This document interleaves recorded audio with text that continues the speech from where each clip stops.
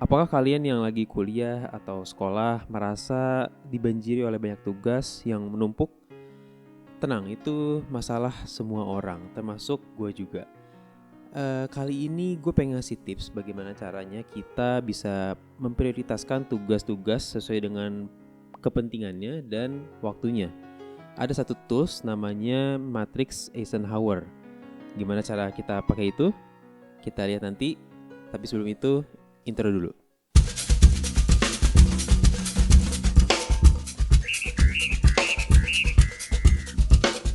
Biasanya kalau ngerjain tugas itu kita bisa kepusingan karena terlalu banyak dan kita bingung milih yang mana yang harus dikerjain duluan sampai selesai.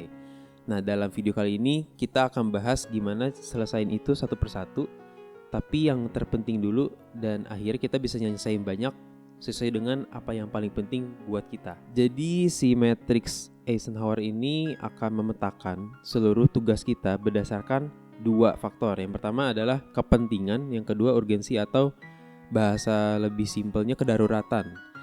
Dan Matrix Eisenhower ini ditemukan oleh seorang presiden pada zamannya, yaitu Dwight Eisenhower, yang mana dia dikenal dengan kemampuannya dalam manajemen waktu yang sangat baik pokoknya. Nah, di sini kita akan tahu yang mana yang dari seluruh tugas yang kita miliki yang paling penting dan paling mendesak sampai yang paling gak penting dan gak mendesak juga, yang sebaiknya kita gak usah kerjain atau gak perlu kita rencanain juga. Jadi konsepnya itu ada 4 kuadran. Yang pertama adalah penting dan mendesak. Di kuadran yang pertama ini adalah tugas-tugas yang paling penting yang udah kita tentuin bahwa itu adalah yang paling prioritas deh. Pokoknya sangat berpengaruh ke dalam kehidupan kita. Dan itu harus kita segera tangani atau kita selesaikan. Misalnya deadline tugas kita atau mungkin masalah kritis yang harus segera ditangani, darurat tiba-tiba orang membutuhkan pertolongan dan urusan nyawa dan lain-lain, ya itu yang harus segera kita selesaikan gitu. Dan itu juga bisa kita rencanakan meskipun sesuatu tersebut tadinya gak ada nih, tapi kita bisa bikin itu supaya jadi penting dan mendesak.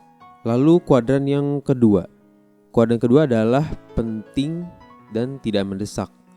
Contohnya adalah seperti kalau kita punya tugas juga tapi jangka panjang harus selesainya. Atau misalnya kita punya perencanaan pengembangan diri supaya kita bisa improve lagi, lebih baik lagi dalam kurun waktu 1 tahun atau mungkin 2 tahun bahkan gitu. Atau perencanaan-perencanaan lainnya yang penting juga untuk kesuksesan kita di masa depan, tapi gak harus selesai dalam waktu dekat ini kok gitu. Dan itu semua masuk ke dalam penting dan tidak mendesak, kuadran 2.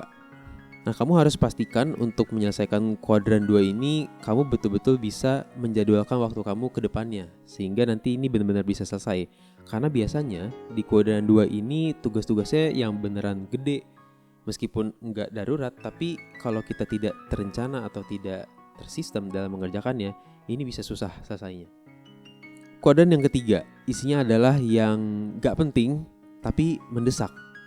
Nah, contohnya adalah misalnya nih, kita gak penting-penting amat untuk punya HP lagi karena kita udah punya HP.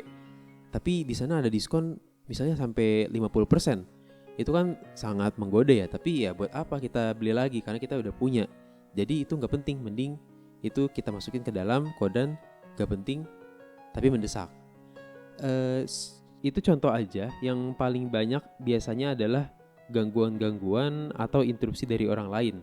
Nah, kita harus pintar-pintar dalam memilahnya, apakah gangguan atau interupsi dari orang lain itu penting buat kita gitu. Kalau misalnya itu gak penting, lebih baik kita selesain dulu yang penting kan gitu. Selanjutnya kuadran keempat. Nah, disinilah tempat dimana semua hal-hal itu tidak penting dan tidak mendesak. Jadi kita gak perlu kerjain itu. Yang membuat itu tidak penting dan tidak mendesak adalah sesuatu yang sifatnya membuang-buang waktu aja, gak berkontribusi sama sekali buat kesuksesan kita ke depannya. Dan itu hanya membuat kita berprogres lebih lambat aja untuk tujuan dan tugas-tugas yang harusnya kita selesain. Jadi sebaiknya itu ditinggalin aja. Nah, gue punya beberapa tips dan cara untuk kita bisa mengatur semua tugas kita berdasarkan Matrix Eisenhower itu. Yang pertama, caranya adalah dengan kita menulis semua tugas-tugas yang harus kita selesain atau hal-hal yang penting untuk kita selesain dalam, terserah kalian, dalam satu kertas atau mungkin menggunakan laptop juga bisa, atau mungkin menggunakan HP. Intinya kita punya semua list yang harus kita selesaikan terlebih dahulu. Terus selanjutnya langkah yang kedua, setelah kita punya semua listnya, kita bisa lihat kepentingan dan urgensinya dari setiap tugas-tugas atau hal yang harus kita selesaiin itu. Yang paling gampang caranya adalah pertama kali kita petakan dulu waktu-waktu setiap tugas itu harus diselesain.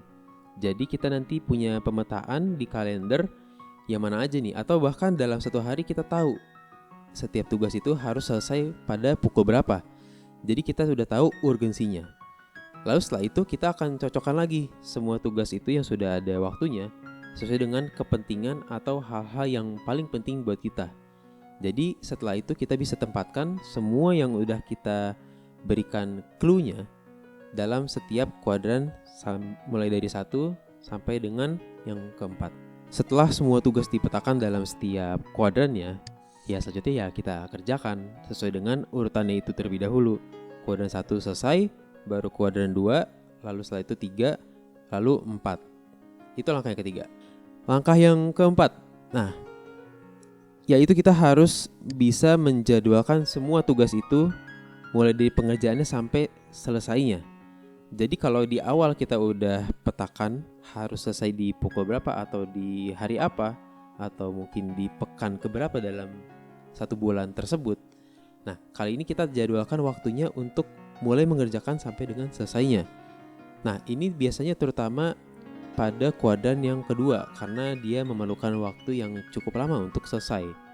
Tapi tidak menutup kemungkinan juga untuk tugas yang berada di kuadran 1, karena enggak semua yang penting dan mendesak itu mudah kan. Pasti ada juga yang susah dan harus kita bisa selesaikan dengan kemampuan kita yang mungkin kita harusnya sudah terlatih dalam mengerjakan itu.